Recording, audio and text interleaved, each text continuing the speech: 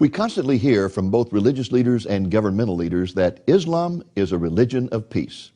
Is it really? Our special guest today was a professor of Islamic history at Al-Azhar University in Cairo, Egypt. He says that the history of Islam is a river of blood. Greetings in the name of Jesus, our blessed hope. I am Dave Reagan, Senior Evangelist for Lamb and Lion Ministries, and I am delighted to have with me this week a very special guest by the name of Mark Gabriel. Mark is a former professor of Islamic history at Al-Azhar University in Cairo, Egypt, the world's premier Islamic university. Mark, let's begin by talking about your upbringing in Egypt.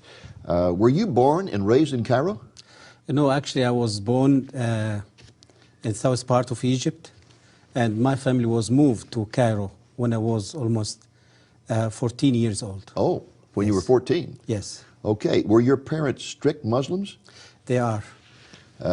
Very devout. Not the secular type of Muslim that we often encounter in this country. No. In fact, you had an uncle who was an imam, wasn't he? He's a clerk, yeah, Muslim clerk, and imam also. Wasn't he the one who first began to inspire you to memorize the Quran? Yes, he took me when I was 5 years old, and he started helping me memorizing the Quran. And is it true that by the time you were 12 years old, that you had the Quran memorized? Absolutely. I spent almost 7 years exactly to finish memorizing the entire book. Now, Mark, Yes. I have a copy of the Quran that is about Yes. that thick, and it's Yes. in very small print. Yes. We're talking about quite a lot of material there. Exactly. The size of the Quran actually is exactly like the size of the New Testament. So you had a book, the equivalent of the New Testament in length, memorized by the time you were 12 years old. By heart, absolutely. And you yes. had it memorized in classical Arabic, right? Exactly, because the language of the Quran, it's classic Arabic. It's not dialect Arabic. It's not the Arabic you speak on the streets. No, absolutely And not. probably at the age of 12, you didn't understand all that, did you? No, even when I finished my secondary school, only when I start to really my high school, I start to recognize the meaning of the verses of the Quran and the Yes. teaching of the Quran. But it was a development, you see, from the time I finished the Quran when I was 12 years old till I finished my bachelor degree. From time to time it was a development taking place in understanding the meaning of this Yes. book. But when I finished my bachelor degree, I was already have the proper understanding of the meaning of this book. Now, why was it important for you to memorize the Quran as a child? Why did anybody put any importance on that? Is that something important in Islamic society? This is actually, it came as culture. Mainly, it's Islamic culture. And it wasn't just from the past 10 years or 50 years. It's from the very early time, the first century of Islam. Muslims start to take care of giving the Quran from generation to generation. I see. By memorizing the book by heart. Okay. Yes. Now, were you ever exposed to any Christians while you were growing up, either missionaries or Coptic Christians, the basic Christianity of Egypt? Absolutely. I saw Christians living in my neighborhood, living in my country, Egypt, as minority. But the things that Christianity in Egypt didn't have really the power to influence Muslims. And this is the reason why I wasn't influenced by this type of Christianity during all my life, because the Christianity in Egypt is so tradition. Yes. More than 90% of Egyptian Christians, they are tradition. A very liturgical type exactly. of yes. But there is one incident happened when I was a little child with a Christian priest from that church. What happened in that time really was left a huge influence over my spiritual life. Tell us about it. I was really become very upset and very angry, you see, of Christians and the Jews because of the teaching I started to receive every day in my school, especially when I was in my secondary school at Al-Azhar Islamic Institute.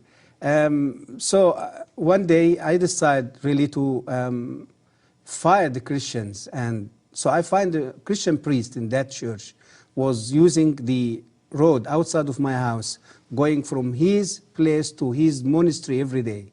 So every day I stand in front of my house and I start to just hit him with the stones and with, you see. How old were you at that time? And that time I was 13 years old. And you're throwing stones at a Coptic priest? Absolutely, and I injured his head. I injured him in his head terribly, and they took him to the hospital. But this man, when he get out of the hospital, he just came just to find out what's going on with me, why I'm treating him that way. Found you? Yes, yes.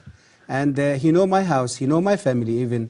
So anyway, this man, he didn't came to revenge or to treat me in the same way, but he came to advise me that there is a fire inside me, and that fire is going to burn me before burning others. Wow. So, and he came to show me, or to tell me that he forgive me. Even I injured him and I caused big injury to him. He just came to show me that he loves me, he forgive me, and he said there is no reason for you to hate me or to treat me that way. That really impressed you, didn't it? Absolutely. Was really influenced my spiritual life even when I grow up and I become one of the best students in my university. Now, you were basically sitting on top of the world as a person who was a professor of Islamic history at Al-Azhar University. You were also a Muslim imam at Yes. a mosque in Giza, right? Yes, Giza City, yes. I mean, you had all the prestige in the world, and yet one day you made a comment. I think I had it marked here. It's in your latest book, Jesus and Muhammad. You were a person who questioned things, and you were told at the university, you don't question. You were told that. Exactly. You don't question. And you kept questioning. And one day in a conversation with colleagues, you made this statement. We say the Quran is directly from Allah, but I doubt it. I see in it the thoughts of man and not the words of God. Absolutely. And the moment those words came out of your mouth, you knew your fate was sealed, right? Absolutely. What happened that night? This was happened in a meeting between me and other professors from the university, and they just met with me and they discuss what is going on and what they heard from the student. They was think that I've been under pressure of foreigner influence or Christian influence, or so they just want to find out why I'm doubting Islam, why I'm just so. And I said that this statement to them. And then what happened that night? They become very upset. They kicked me out of the university. They fired me. The university fired me. And in the same day, in evening time, I was kidnapped by Egyptian secret police because they accused me that I convert from Islam. What happened to you after that arrest? They put me in the little cell in the headquarters of Egyptian Secret Service in the middle or the center of Cairo. They put me for 3 days with no food, with no water, and in the 4th day they start to interrogate me. They took me to one of the offices, maybe it's in the 6th or the 7th floors, and interrogating me during a day. And that 4th day they start giving me food and water, and because they want to stimulate me and just want to get information that they can. And they find out during the day they cannot just get what they're looking for. And they start interrogating me during the evening time. So the evening time, it was the time of torture. With cigarette, they burned me with cigarette in different places in my body. And you can see here in my hand. They beat me. They put me in cold water. They put me in a little in a tank full, you see, filled with water, and they put hungry rats inside that tank, and they put me inside the tank. So you had rats for crawling whole over night, you? All night? Whole night, and the rats just swimming over the water, you see, around my head. And did the rats bite you? No, no, at all. This is like Daniel in the lion's den. And the next day they took me out, and I was just surprised that I'm still alive, but I don't know what is the next. So, and after that they put me in a little cell with a vicious, hungry dog. And when they put me in a room and they closed the door, and I sit in the middle of the room, and I was thinking that I'm going to be beaten by the dog. Dog, it will eat me, it will. So, but I was surprised when I found the dog. He just came and sitting in my right hand side. In fact, he licked you on the ear, didn't And he? he licked me in my ears. And They must have thought that you were Satan or something to have such power. they said that. They said that this is the human being or something else.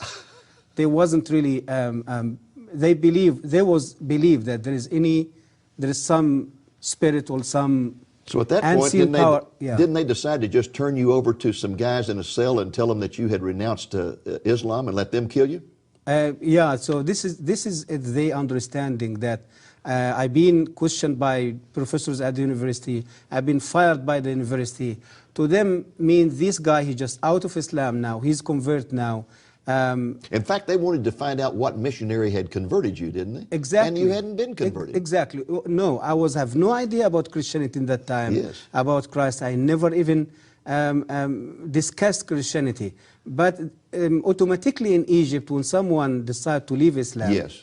they will accuse him automatically that he became under pressure from church or some Christian and he converted to Well, Christianity. how in the world did you get out of that situation without losing your life? I was crying before the God who was created me in that time. I wasn't know who is. Yes. And after 15 days, my uncle, he was working as the vice president of Egyptian parliament.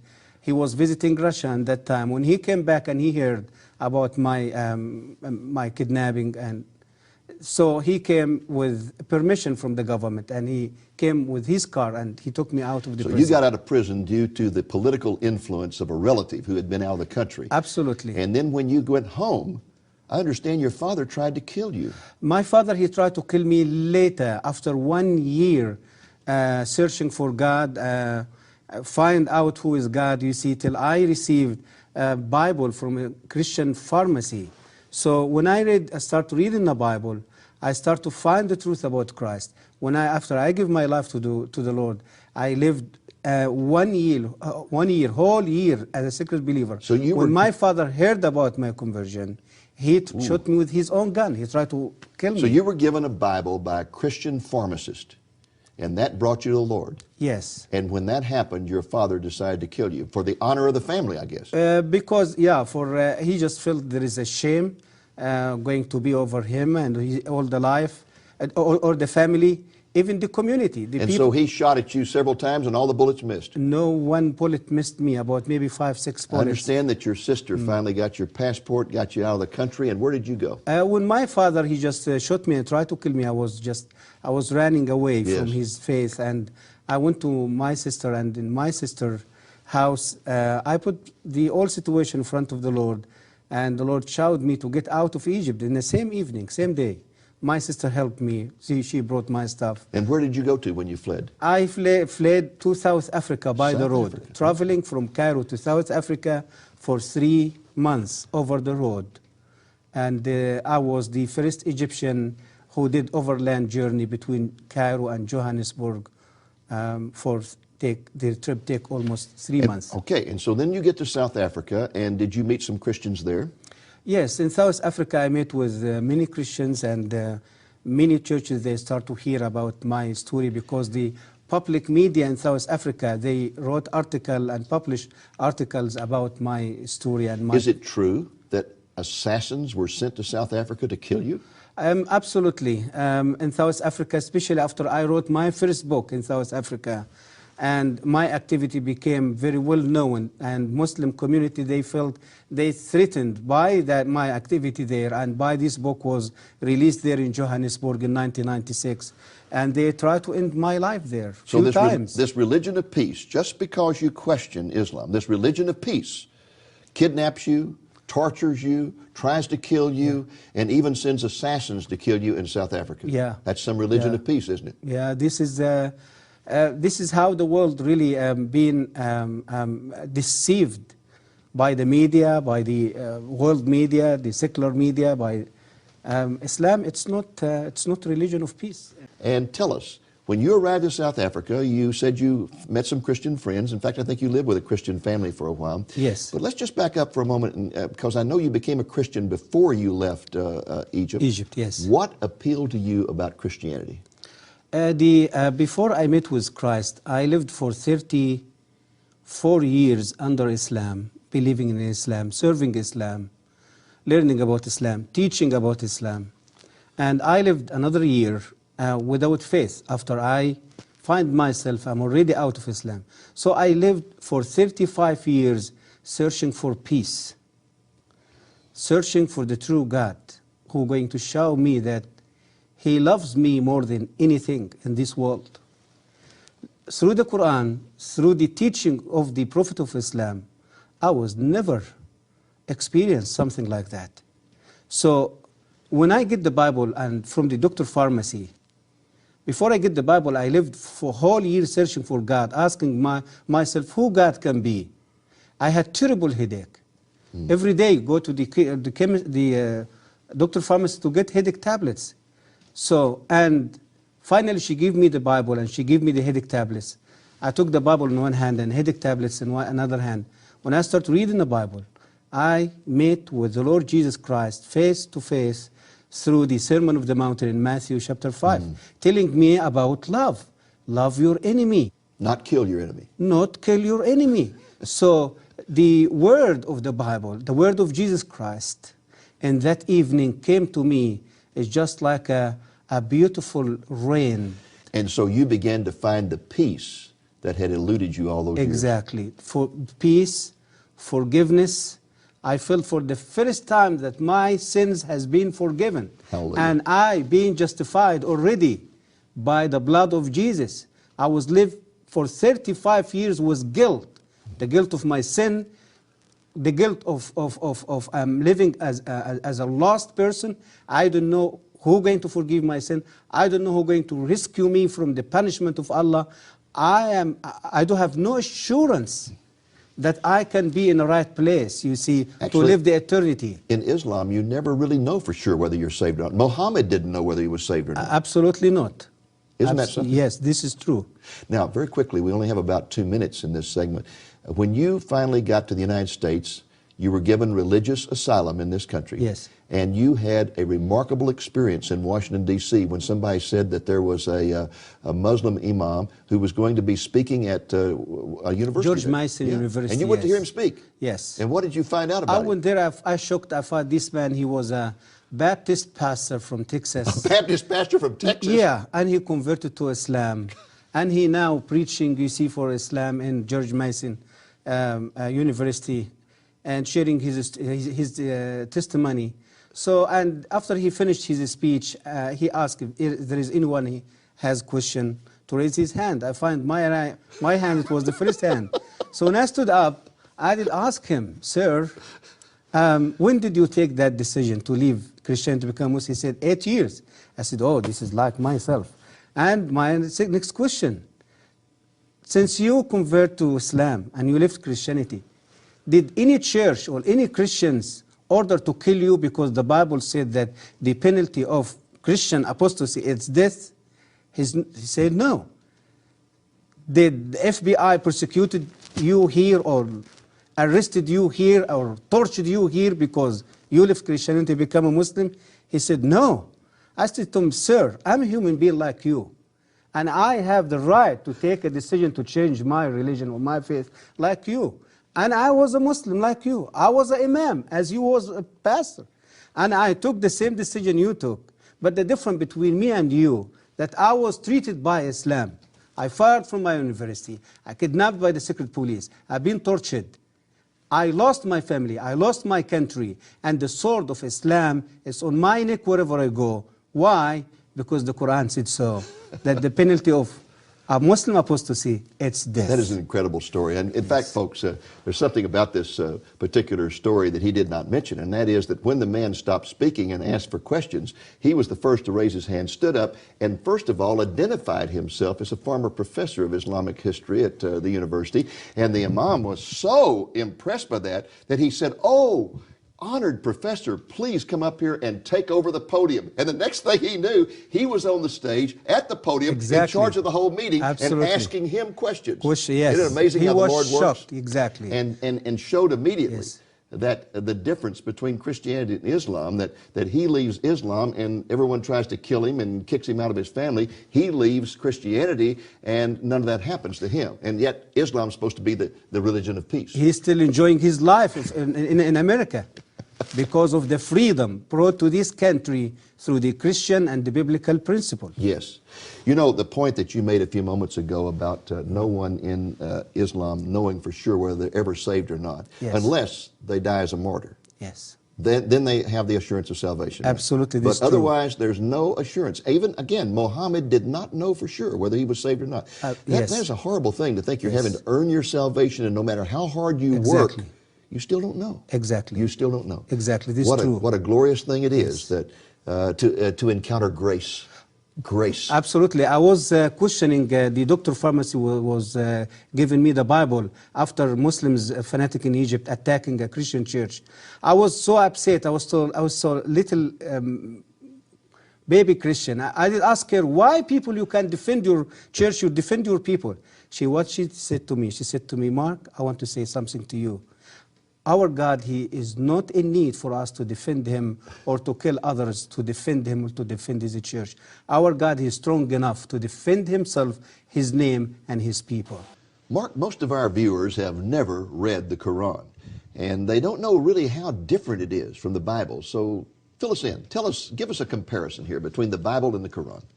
Yes, the Quran, as Muslims believe, considered the holy book of Islam. The size of the Quran, it's exactly like the size of the books of the New Testament. And the book contains 114 chapters. Which are called surahs. Which called in Arabic term, Arabic language, surahs. Okay. Exactly. And the book is considered, as the Muslims believe, the word of Allah who was revealed directly from Allah to Muhammad through the angel Gabriel. Okay. Now, how does it differ, though? I mean, an average person, let's say an average Christian, has read the Bible, and he's aware that when you start reading the Bible has lots of stories, and it tells this story and that story, and the relationship with God, the nature of God is taught through stories, but you don't find that in the Quran. No, actually, the Quran wasn't really organized logically. And when the Quran usually discuss about a specific story, for example, like the story of Abraham, or the story of Joseph, or the story of Moses, you're going to see that these stories, it's in all over the Quran. All over. So you It's have... like somebody shot a shotgun. And exactly, exactly. And the Quran, even when they translate the Quran into English or another foreign non-Arabic language, they just transfer the meaning of the Quran, you see, to the English or another language. But even even you try to study the Quran, learn about the Quran from the English translation, you're going to miss more than 60% or maybe 70% of the real meaning of the Quran. I find it one of the most difficult books I've ever tried to read in my life because it is so disjointed. It just, there's a sentence here and then the next sentence may not have anything to do with that sentence and the one after it may not have anything to do with it. It's like in American literature we have what's called stream of consciousness writing, where the person just writes whatever pops into his mind, and he may be talking about a carnival here and about going to church there and whatever, and it just has no relationship one to the other. It's very difficult to follow. Exactly, exactly. Now, the Quran is supposed to be the words of Allah. Yes. The Hadith is another book in the Islamic theology. What is the Hadith? The Hadith, it's the word of Muhammad. In other words, the Hadith, it means what Muhammad said and what he did. So it's just, what you call it, it's the record of Muhammad. Okay. His life, his activity, his word, his action, his teaching, and the Muslim call it Hadith. So one, the Quran, is supposed to be the words of God. Yes. The other are the words of Muhammad. Hadith, it's the word of the Prophet Muhammad. And are they considered to be equal or what? Muslim, they are required to believe in the both books. Okay. Muslim, it's not enough to just believe in the Quran and decline or deny the Hadith. According to the Islamic law, if any Muslim going to deny any of the basic teaching of Islam, he will be convert. He will be out of Islam. And hadith, it's one of the most basics you see in Islamic faith. Okay. Now, another difference between the Quran and the Bible is that the Bible was written by individuals like Moses or Paul in the New Testament, where they sat down, they wrote letters or they wrote histories or whatever. But Muhammad never did really just sit down and write the Quran or write the Hadith, did he? No, he just simply, for example, with the Quran, he was usually in trances and he would make statements and people would write those down. Exactly. And all that was compiled later on after his death, wasn't it? Exactly, yes. And the Hadith is just statements that were compiled by compilers. It might be statements that wives remembered or friends remembered or whatever, and they just kind of put them all together. Exactly. All right. Exactly. Now, in the Quran, there are a lot of contradictions, as well as in the Hadith, a lot of contradictions. Yes. For example, you can find verses in the Quran that talk about loving Jews and Christians. Yes. And treating them with respect. Yes. Then you can find verses that talk about killing them. Exactly. How do you account for these contradictions? Did Allah change his mind? A Muslim, they justify this contradiction by Arabic term, and Muslim and Islamic principle, they call it naskh. Naskh or nask. This principle means that the future verse going to come, it's going to decline or cancel the what you call it, the previous verse. Okay, so a later verse, yes, would cancel out an earlier verse. Exactly. This that is, might contradict with it. They call it naskh. If you ask them, but why Allah do that? They will say He do that for the benefit of Muslims and for the benefit of the human being. For example, I remember you giving an example about alcohol. Yes. Give us that example. Exactly. Like, for example, when Muhammad started to preach about his religion, the people in Arabia at that time, they was alcoholic addicts. They loves alcohol. They cannot live without alcohol. And he finds it's going to be too difficult if he's going to give them a command to stop drinking alcohol and to obey his command. So what he did, he just gave them a halfway command. He said to them, no problem, keep drinking alcohol, but when you're going to come to pray to the mosque, you have to stop drinking alcohol till you finish your prayer, and after you finish the prayer, you can go back and drink alcohol again. So after a while, he came back to them and he said, no, this doesn't work. No alcohol going to be allowed anymore. And another verse came and cancelled the previous verse. And Muslims, they become very upset, very angry. But how come? We can't do that. And a later verse says, okay, don't worry. Be patient. Believe in Allah. Believe in His Prophet Muhammad. Believe in His Quranic word. And if you're going to have the ability and you're going to stop drinking alcohol in your life, Allah, He is not going to forget that. He will reward you with a river of alcohol in the paradise the day when He's going to send you to the paradise. So we go from just drinking alcohol occasionally to not drinking it during prayers to not drinking it at all to you're going to have a river of alcohol in heaven. Exactly. This is the development of the contradiction, you see, of the teaching of the Quran. And you find the same in the attitude toward Jews and Christians. Absolutely. At the beginning, it was one of respect and honor, and then when they did not accept His revelation, He turned against them and began to argue, you must kill them. Absolutely. Firstly, it was a development also was taking place in this subject, in His relationship with the Jews and Christians. Firstly, He started to adore Christians and Jews, saying a wonderful thing, people of God, the people who carry His word, the people who protect His word. And later, He said, yes, you are these people.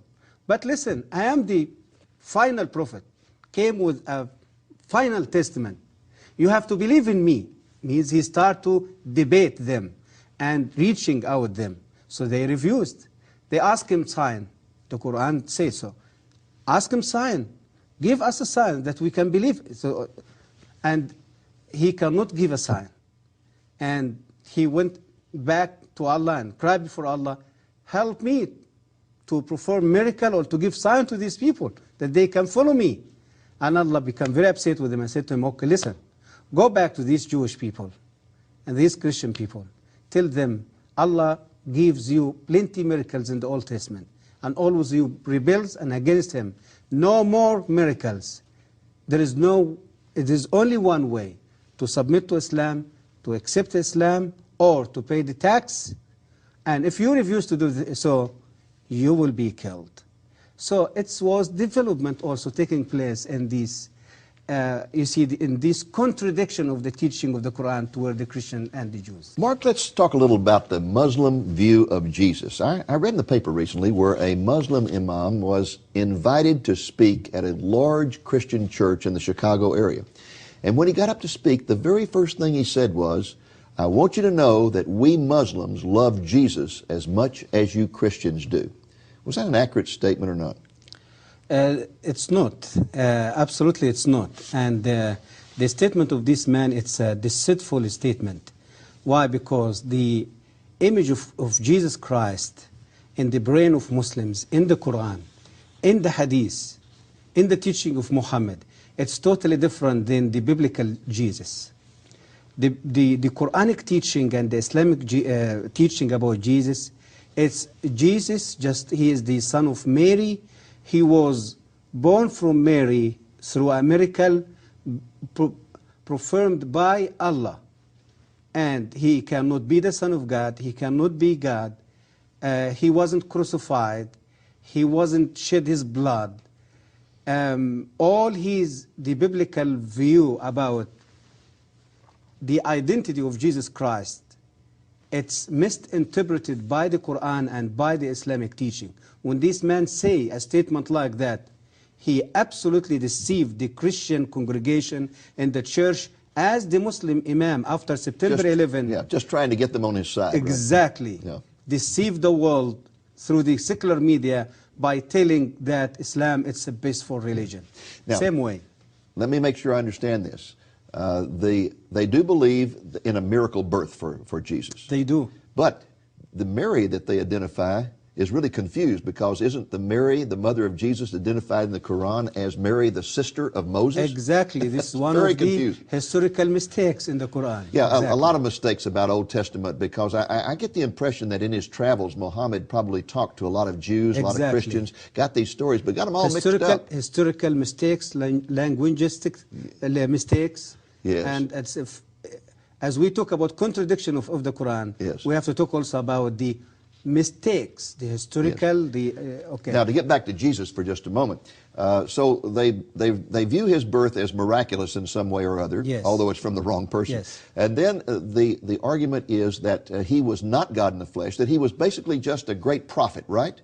Yes, he considered one of the Uli al-Azm min al-Rusul, means the greatest prophets, okay, means Muhammad, Moses, Jesus, Abraham. So they consider him one of the greatest prophets. But Muhammad being the final and greatest of the prophets. He is the greatest and he's the final one. Okay. Now, did you say that they deny the crucifixion? They do crucify the yes. Does the Quran deny the crucifixion? Absolutely. Chapter number 4. Okay. Explain وَمَا قَتَلُوهُ وَمَا صَلَبُوهُ وَلَكِنْ شُبِّهَ لَهُمْ. So Jesus just died? No, he was never died. He was never crucified. When just the Jews tried to crucify him, Allah took him to heaven. Okay. And he's still alive in heaven. Now, do they believe that there will be a second coming of Jesus? They do believe about the second coming of Jesus, yes. Tell us but about that. The Islamic view about the second coming of Jesus, totally different than the biblical view. All what Islam talking about his second coming, he's going to do some things. One of these things, he's going to come and to kill all pigs around the world. Kill all pigs? All the pigs. Yes. Are you serious? Yes. سَيَقْتُلُ الْخِنْزِيرِ. This is the hadith, the word of Muhammad. Okay. Said so.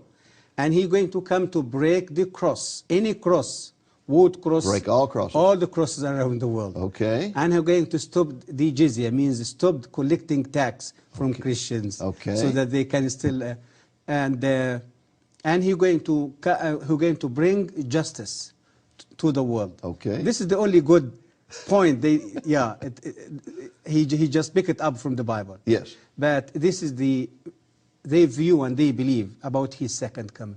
It's now, unbelievable. Mark, your newest book is this one here called Jesus and Muhammad. This has just come out. The subtitle, Profound Differences and Surprising Similarities. Similarities. Let's start with Yes. those. There's some similarities between Jesus and Muhammad? There is some similarities, and it's funny similarities.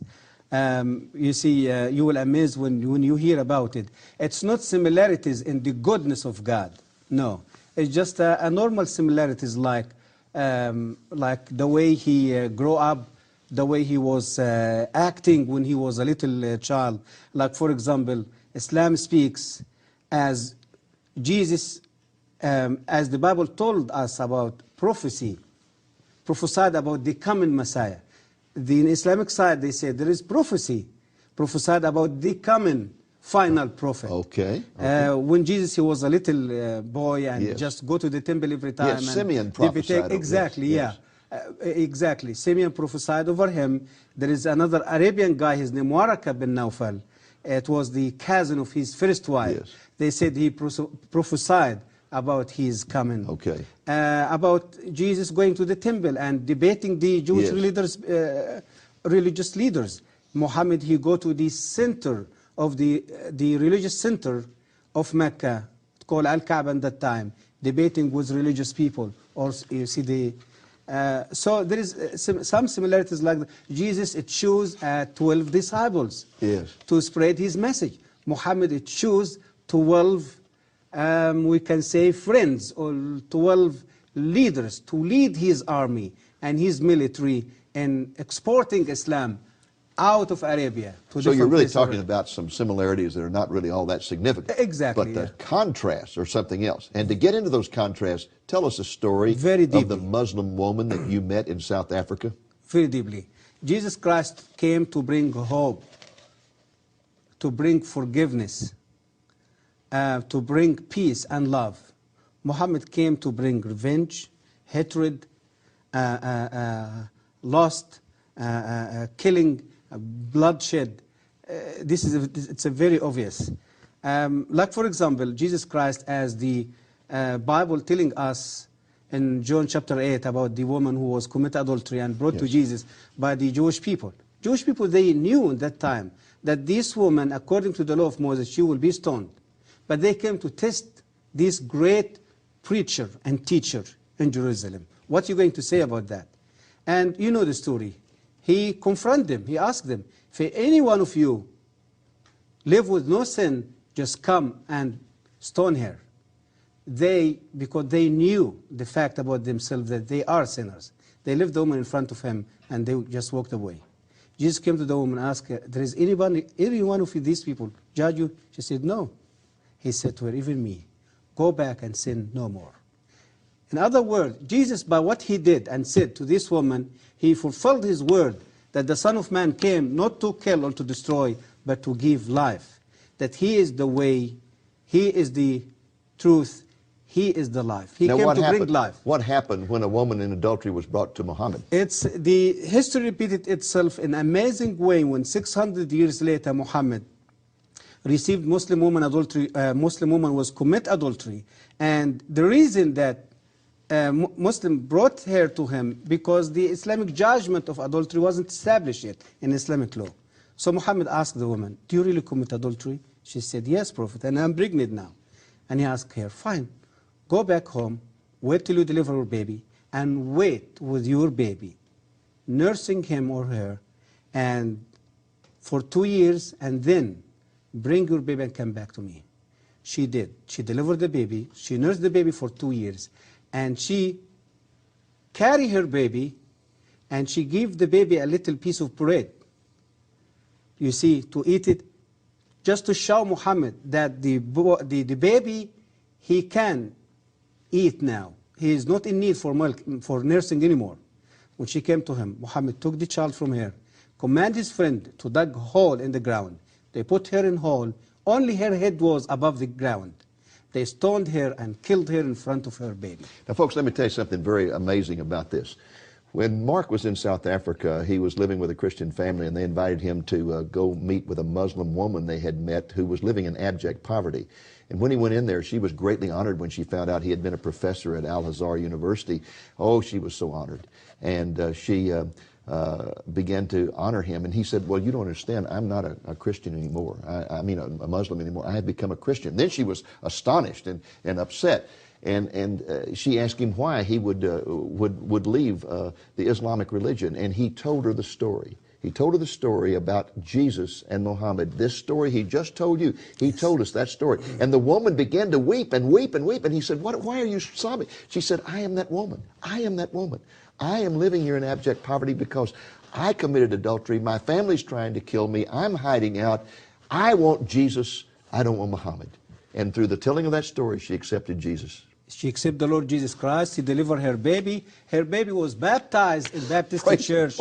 And we just praising the Lord for that. The whole book, Jesus and Muhammad, that tells stories about amazing parallels between the life of Muhammad and Jesus, where they had similar situations, and shows the difference in the way in which they responded to them. Mark, our time is almost up. We have just about 1 minute. Would you just look directly in the camera and talk to any Muslim who may be watching this program? What would you say to any Muslim? I would like to say to any Muslim man or woman in any place around the world, Islam will not give you peace. Muhammad will never lead you to a right way to connect with God and to experience His love, His forgiveness, His peace. There is only Jesus Christ can give you the peace in your life, can forgive your sin, because He is the Lord of Lords, He is the Prince of Peace, He is the forgiver. He the one came to tell us about the secret of heaven. He is the one came to connect us with the God Father.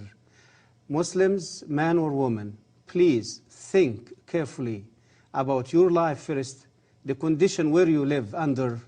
Look about the miserable life which Muslims living in any part around the world. Hatred, bloodshed, killing, conflict, terrorist. There is only way for you to get out of this mess is just to accept the Lord Jesus Christ as your Lord and your Savior.